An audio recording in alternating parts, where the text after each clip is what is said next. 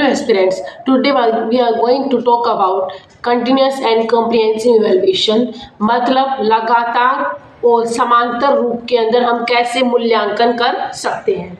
ये जो सीसी था, ये CBSE central board of senior secondary education द्वारा 2009 में लॉन्च किया गया था।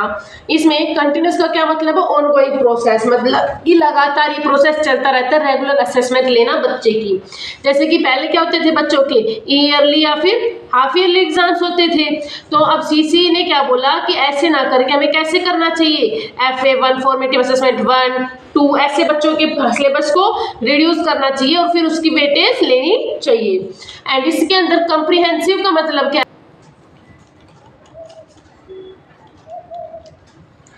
इसके अंदर कॉम्प्रिहेंसिव का मतलब है कि ऑल एस्पेक्ट, उसके पीसीएससी क्या बताया था हमने, फिजिकल, कॉग्निटिव, सोशल और इमोशनल, हर एक एस्पेक्ट को इंक्लूड करना, बच्चे की होलिस्टिक डेवलपमेंट करना, पूर्ण रूप से डेवलपमेंट विकास करना, जिसमें इसकी स्कॉलस्टिक और को स्कॉलस्टिक दोनों एक्टिविटीज को इंक्लूड करेंगे। स्कॉलस्टिक एक्टिविटीज सब्जेक्ट वगैरह जैसे कि मैथ, साइंस वगैरह देख लेना, बच्चे को किस में इंटरेस्ट हो उसके मार्क्स वगैरह का टेस्ट होना।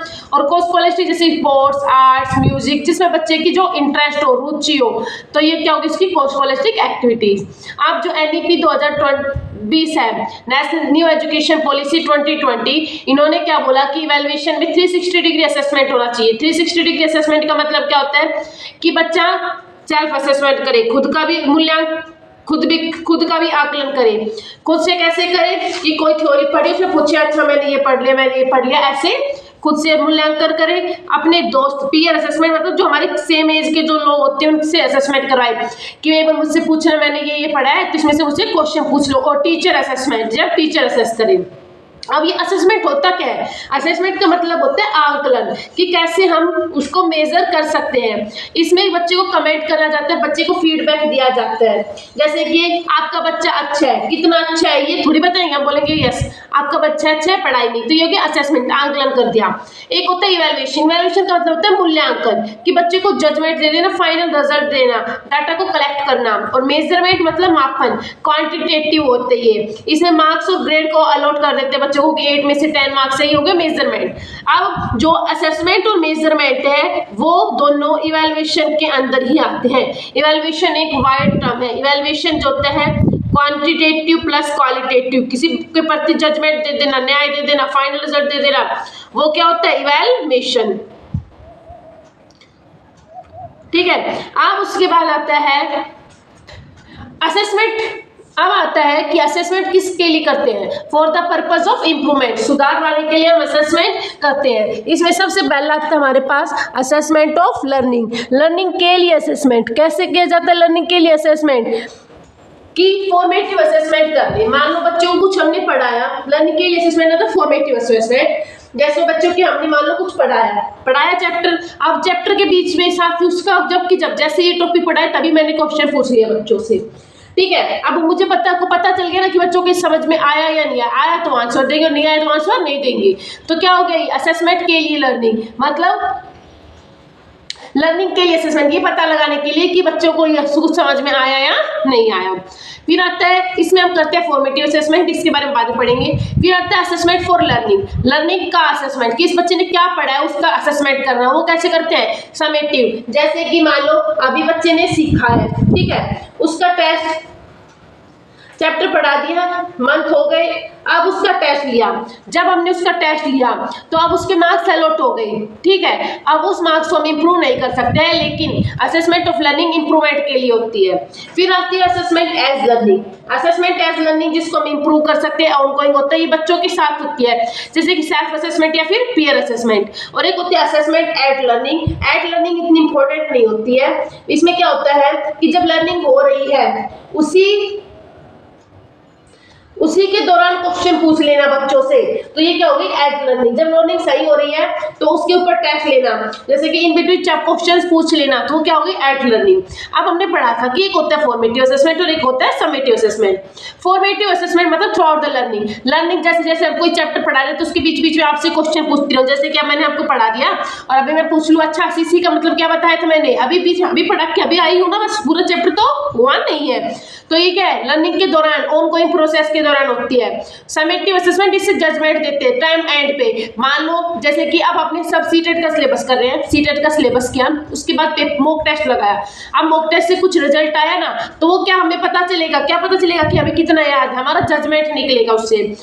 फिर अब क्या होगा, समेटिव असेसमेंट, फॉर्मेटिव असेसमेंट से हम टाइप को आइडेंटिफाई कर सकते हैं। मैंने बच्चों से पूछा सीसी क्या है, बच्चों ने नहीं बताया, मैंने वापस जाकर उनको फिर से पढ़ाया, अब बच्चों को समझ में आ गया। या फिर हमने कोई मॉक टेस्ट दिया, अब मॉक टेस्ट दे रहे हैं उस वक्त हम फॉर्मेटिव भी यूज कर सकते हैं। कैसे, मॉक टेस्ट दिया, अब हमें पता है कि हमारी यहाँ गलती, हमने फिर से उसको पढ़ा, फिर से पेपर दिया। लेकिन समेटिव में इंप्रूवमेंट की कोई चांसेस नहीं होते। ये क्या है, प्रमोशन के लिए आते हैं। जैसे कि मान लो आपने सीटेट का मॉक टेस्ट दिया, तो उससे आपको कमी की पता चली कि आपकी कमी यहाँ पे है, आपने उस टॉपिक पे ज्यादा फोकस किया। लेकिन जब आपने सीटेट का फाइनल पेपर दिया, तो फाइनल पेपर के वक्त क्या होगा, एक बार जो आपका रिजल्ट आ गया वो आ गया ना, अब उस रिजल्ट से आपको पता चल गया तो आपका क्लियर या फिर आपका अनक्लियर रहेगा। अब आप उसको इंप्रूव नहीं कर सकते। फिर अगर आपको उसको इंप्रूव करना है तो अगली बार फिर से फॉर्म भरना पड़ेगा। अगर क्लियर हो गया तो भाई ठीक है, और अगर अनक्लियर रहा तो भाई फिर से फॉर्म भरना पड़ेगा। अब आता है एक अच्छे टेस्ट के क्या गुण होते हैं। एक अच्छा टेस्ट कैसा होना चाहिए, वैलिडिटी होनी चाहिए। वैलिडिटी का मतलब क्या होता है कि जिसके लिए वो बनाया गया है उसी के लिए होना चाहिए।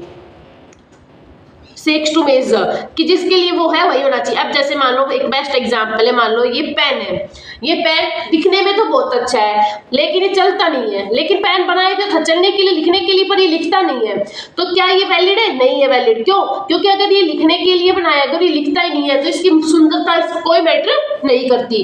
तो एक अगर मैथ का टेस्ट है, हमने मैथ का टेस्ट दिया, तो उस मैथ के टेस्ट से हम सिर्फ ये चेक कर सकते हैं कि बच्चे की मैथमेटिकल नॉलेज कैसी है, हम लैंग्वेज चेक नहीं करेंगे। दूसरे आते हैं डायग्नोस्टिक होने चाहिए। डायग्नोस्टिक मतलब बच्चों की हम कमी पता लगा सके कि बच्चे कहाँ कम कर रहा है, और फिर उस बच्चे को वहीं पे हम रेमेडियल टीचिंग प्रोवाइड कर सके। कंप्रिहेंसिव होना चाहिए, मतलब ऐसा होना चाहिए कि वो हर एक ऑर्डर को फॉलो करें, उसके फिजिकल एस्पेक्ट भी पता चले, कॉग्निटिव एस्पेक्ट भी पता, हर एक एस्पेक्ट को वो इंक्लूड करे। और रिलायबल होना चाहिए, मतलब कंसिस्टेंट रिजल्ट होना चाहिए। मान लो हमने एक टेस्ट दिया है बच्चों को, तो वो बच्चे का टेस्ट अगर एक टीचर चेक करे तो जो मार्क्स आ रहे हैं वो दूसरा टीचर चेक करे तब भी वही मार्क्स आना चाहिए। This is known as reliability, मतलब कि कंसिस्टेंट होना चाहिए। फिर आता है प्रैक्टिकेबल होना चाहिए। प्रैक्टिकेबल मतलब कि आसानी से उसको प्रिपेयर कर सके, इजीली प्रिपेयर कर सके, चेक कर सके और इजीली कंडक्ट करवा सके। मतलब एक टेस्ट इतना होना चाहिए, ऐसा होना चाहिए कि ज़्यादा उसमें कॉस्ट भी ना लगो, और जब बच्चे उस टेस्ट को दे रहे हो तो इतना ऐसा ना हो कि बच्चा उस टेस्ट के दौरान चीटिंग कर रहा हो, एक दूसरे से बातें कर रहा हो, या एडमिनिस्ट्रेशन उस टेस्ट को कंडक्ट करवाने में कोई दिक्कत हो रही हो। और चेक करते वक्त जब टीचर उस चेक उसकी ऐसा होना चाहिए कि जब टीचर उसको चेक करे तो उसकी जो आसानी से उसको इवेलुएट कर सके, मार्क्स बच्चों को दे सके, तो प्रैक्टिकेबल होना चाहिए। अब उसके बाद एक टेस्ट जो होता है दो टेस्ट होते हैं। कैसे, मान लो एक तो हमने दिया स्कूल लेवल पे टेस्ट, एक दिया बोर्ड लेवल पे, एक दिया हमने घर बैठ के मॉक टेस्ट, और एक देते हैं हम फाइनल टेस्ट जॉब के लिए। तो ऐसे ही आते हैं एक स्टैंडर्डाइज टेस्ट और एक नॉन स्टैंडर्डाइज टेस्ट।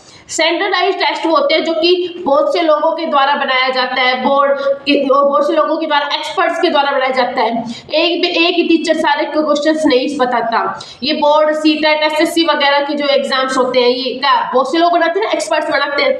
और एक होते हैं non standardise. Non standardise test वो होते हैं जो कि टीचर बनाते हैं, जैसे हमारे स्कूल में बनते हैं, स्कूल के फॉर्मेटिव असेसमेंट वगैरह, क्लास टेस्ट वगैरह, ये क्या है, नॉन स्टैंडर्डाइज। अब स्टैंडर्डाइज टेस्ट के भी दो होते हैं, एक होता है एनआरटी और एक होता है सीआरटी। ये बहुत इंपॉर्टेंट है। एनआरटी का मतलब क्या होता है और एक ये इंपॉर्टेंट था बच्चों। एनआरटी से हम क्या समझे, एनआरटी नॉर्म रेफरेंस टेस्ट, और एक होता है सीआरटी क्राइटेरिया रेफरेंस टेस्ट। अब पहले सीआरटी की बात करते हैं। हम सब लोग सीटेट की तैयारी कर रहे हैं। अब हमें पता है कि सीटेट के अंदर क्वालिफाई करने के लिए हमें ओबीसी कैटेगरी की बात करें 82 मार्क्स चाहिए। तो हमारा फोकस क्या है कि हमें सिर्फ 82 मार्क्स लाना है। अब दूसरा क्या करना है, हमें उस पर फोकस नहीं करना, हमें सिर्फ अपने ऊपर फोकस करना है कि 82 मार्क्स लाके मुझे ये क्वालिफाई करना है। ये हो गया क्राइटेरिया टेस्ट। आप पता है norm reference test. Norm reference test में जैसे कि मान लो हमारे पास आता है केवीएस वगैरह, एसएससी वगैरह, यूपीएससी वगैरह। अब इसमें क्या है, इसमें कोई ये थोड़ी है कि हमें सिर्फ पास करना है, नहीं, हमें मेरिट लानी है जिससे कि हमें जॉब मिल सके। तो क्राइटेरिया मतलब जिसको सिर्फ क्वालिफाई करना है, नॉर्म मतलब जिसमें हमें मेरिट लानी होती है। अब उसके बाद हम पढ़ेंगे डायग्नोस्टिक टेस्ट का मतलब है कि डायग्नोज करना, अपनी जो फेलियर है, अपने फेल होने की वजह का पता लगाना, अपनी पढ़ाई की जो मुश्किलें हैं उनके बीच में क्या क्या मुश्किलें हैं उसका पता लगाना, उसे क्या बोलते हैं, डायग्नोस्टिक टेस्ट। अब डायग्नोस्टिक टेस्ट, जैसे कि मान लो एक डॉक्टर के पास गए तो डॉक्टर क्या करेगा, हमसे पहले पूछेगा आपको क्या हुआ था, क्या क्या सिम्टम्स थे, अच्छा किस वजह से क्या हुआ, ऐसे हमसे क्वेश्चन पूछेगा। पहले कहाँ पे दर्द है, कितना दर्द है, कैसा दर्द है, थोड़ा बहुत हमसे डिटेल मांगेगा। अब डॉक्टर ने क्या किया, हमें डायग्नोस कर लिया। अब डायग्नोस करने के बाद क्या देता है हमें, वो प्रिस्क्रिप्शन देगा। तो वैसे ही हमें क्या है, डायग्नोस्टिक टेस्ट के बाद क्या देते हैं, रेमेडियल टीचिंग। रेमेडियल टीचिंग में टीचर क्या करता है, बच्चों को फिर से वही टॉपिक पढ़ाता है, उस बच्चों को फोकस करता है उस चीज के ऊपर जो बच्चों को समझ में नहीं आई, उन्हें एक्स्ट्रा क्लास प्रोवाइड करता है अलग तरीके से। अगर विजुअल पढ़ा रहा है तो ऑडियो के थ्रू पढ़ाएगा, लर्निंग मेथड लेक्चर यूज कर रहा है तो प्रोजेक्ट मेथड के थ्रू या डेमोन्स्ट्रेशन मेथड, एग्जाम्पल मेथड, किसी और तरीके से पढ़ाएगा। तो हमेशा याद रखना डायग्नोस्टिक टेस्ट के बाद रेमेडियल टीचिंग दी जाएगी। अब उसके बाद कुछ आते हैं मेथड्स आते हैं कि जिनसे हम असेसमेंट कर सकते हैं। अब वो मेथड्स क्या क्या है, पहला आता है पोर्टफोलियो। पोर्टफोलियो में क्या आता है कि हम स्टूडेंट की वर्क, जो बच्चों ने काम किया उनका कलेक्शन कर लेते हैं, उसे हम बोलते हैं पोर्टफोलियो।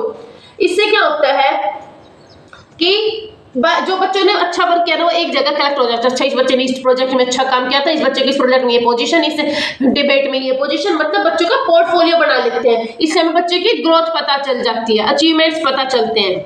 फिर उसके बाद आती है दूसरा क्या तरीका होता है, ऑब्जर्वेशन। मतलब कि बच्चे लर्नर, जो बच्चा है स्टूडेंट है, उसके बारे में इंफॉर्मेशन कलेक्ट करना, उन बच्चों की एक्टिविटीज को ऑब्जर्व करना। अब ये एक्टिविटी कैसे ऑब्जर्व कर सकते हैं, डायरेक्टली भी और इनडायरेक्टली भी ऑब्जर्व कर सकते हैं। डायरेक्टली कैसे ऑब्जर्व कर सकते हैं कि बच्चे को पता हो कि हम ऑब्जर्व कर रहे हैं तो एक तो उस टाइम बच्चा अलग बिहेव करेगा, और इनडायरेक्टली कैसे बच्चे को पता नहीं हम ऑब्जर्व कर रहे हैं, ऐसे बच्चा खेल रहा है और आराम से बैठे बैठे उसको देख रहे हैं कि हाँ भाई ये बच्चा ऐसे खेल रहा है, इस चीज में बढ़िया है तो हमें पता चल गया। अब हम उसको जब भी कोई कॉम्पिटिशन होगा, मान लो फुटबॉल में बढ़िया कंपटीशन हुआ फुटबॉल का, तो हम बोले हाँ भाई मैंने देखा था वो बच्चा बहुत अच्छा खेलता है, उसको बुला के लाओ उस कॉम्पिटिशन। तो ये क्या हो गया, ऑब्जर्वेशन करी ना हमने अपने बच्चों की। फिर उसके बाद आते हैं हमारे पास कम्युलेटिव रिकॉर्ड। कम्युलेटिव रिकॉर्ड्स के अंदर आते हैं मतलब जब हम इंफॉर्मेशन रखते हैं कलेक्टिव रिकॉर्ड की, सारे रिकॉर्ड रखते हैं, बच्चों ने एजुकेशन में कैसा परफॉर्म किया, बच्चे की कितनी अटेंडेंस है, उसकी हेल्थ कैसी है, बच्चे ने क्या क्या अचीवमेंट्स लिए है, वो हो गया कम्युलेटिव रिकॉर्ड। मतलब मान लो कि एग्जाम आइडिया जिसमें सारी चीजें आएंगी, क्या क्या पॉइंट टू रिमेंबर भी आ जाएंगे, क्वेश्चन एमसीक्यू फिलअप सब कुछ आ जाएंगे, तो ऐसे कम्युलेटिव रिकॉर्ड। फिर आता है एनेक्डोटल रिकॉर्ड। एनेक्डोटल रिकॉर्ड मतलब कि किसी इवेंट या हिस्ट्री के बारे में डायरी लिख के दे देते हैं, जिससे कि बच्चे की प्रॉब्लम पता चलती है। डायरी हम छोटे थे तब लिखते थे ना, आज आपका बच्चा नोटबुक नहीं लाया, आज आपके बच्चे ने होमवर्क नहीं किया, ऐसे लिख देना। तो ये होती है एनेक्डोटल रिकॉर्ड की इससे क्या होता है बच्चों के हमें प्रॉब्लम का पता चल जाता है और गाइडेंस में ये हेल्पफुल होता है कि टीचर को पता चल जाता है कि हाँ ये भाई बच्चा मान लो आज लिखा तो हमें बता रहे बच्चे की पहले से तो भैया से कोई कंप्लेन नहीं आ रही, तो इसका मतलब क्या है भाई बच्चा गलती से आज भूल भी गया हो। और एक आप देखो कि बच्चे को लगातार ये नोट्स मिलते जा रहे, नोट्स मिलते भाई बच्चा तो है ही ऐसा, ये तो भूलता ही रहता है तो इसको तो लिखना ही चाहिए। अब इससे हमें अगर एक बच्चा अब हमें पता चल गया ना वो बच्चे में कमी है तो अब उस पर ज्यादा फोकस करेंगे, उसको गाइड। और अगर एक बच्चा शुरुआत पे ही इस दौर पे कि वो पहली बार नोट बनाए तो उसको गाइड करेंगे कि बच्चा दोबारा ऐसे मत करना, ये गलत चीज है, इससे ऐसा होगा, तो फिर वो बच्चा ट्राई करेगा कि वो दोबारा ना पढ़े। तो ये गाइडेंस मिले ना बच्चे को। फिर आते हैं इंटरव्यू। इंटरव्यू क्या होते हैं, किसी पर्पज के लिए कन्वर्सेशन करना, जैसे कि 1-to-1 होते हैं, इससे जैसे कि यूपीएससी का इंटरव्यू होता है। क्यों होता है वो इंटरव्यू, ताकि हमें बच्चे की मेंटल टेंडेंसी पता चल सके, बच्चे के दिमाग के अंदर क्या चल रहा है, वो कैसे किस सिचुएशन को हैंडल करेगा, उस सब के बारे में पता चल सके, उसे हम बोलते हैं इंटरव्यू। और अब हमारे पास एक चीज आती है, हमें बताओ आप लोग बताना कि हमें बच्चों को स्टैंडर्डाइज टेस्ट देना चाहिए या फिर डिफरेंशिएटेड टेस्ट होना चाहिए। स्टैंडर्डाइज टेस्ट और डिफरेंशिएटेड टेस्ट में से कौन सा बेटर होता है। स्टैंडर्डाइज टेस्ट अभी मैंने बताया था क्या था कि हर एक बच्चे के लिए सेम टेस्ट बनाना, और डिफरेंशिएटेड हर बच्चे की इंडिविजुअल डिफरेंसेस को देख के बनाना।